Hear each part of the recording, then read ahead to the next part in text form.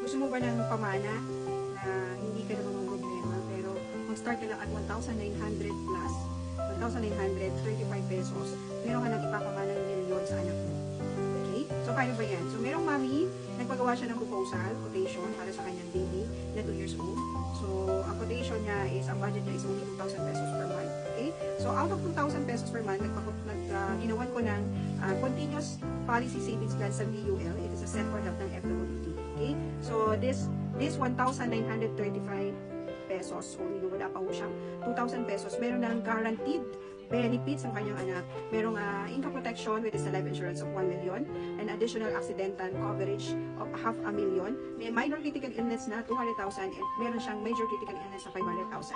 So, yung critical illness ng anak niya, coverage until age 75, at saka yung naman kanyang income protection or life insurance is covered until age 100. But, ito yung pinakamatindi, no?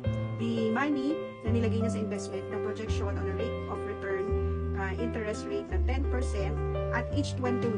Grabe, age 21. Yung kanyang anak ay mayroon ng, check natin, 896,745. At kapag reach na ng age 60, 50,351,476. Ulit, 50 million. Ibig sabihin ho, hindi mo na kailangan magpamana ng mga property, di ba? Hindi mo na kailangan magpamana ng mga bahay, lupa, at kung ano-ano pa na meron pang inheritance tax na babayaran yung anak mo. Ito, cash na pwede niyang i-withdraw at age 60, meron na siyang 50 million. So, di ba? Achieve ang pamana ni Mami. Okay? So, yun lang. So, kung interesado kayo, okay, message nyo lang ako sa FB ko, Chona D. Rubio. Yan po FB profile ko. Of course, email me at my chonarubio.fwd@yahoo.com. Free lang po ang aking quotation, ang aking proposal. So, wala pong bayad. I-explain ko pa sa inyo, no, in details, in full details. And of course, click my bio.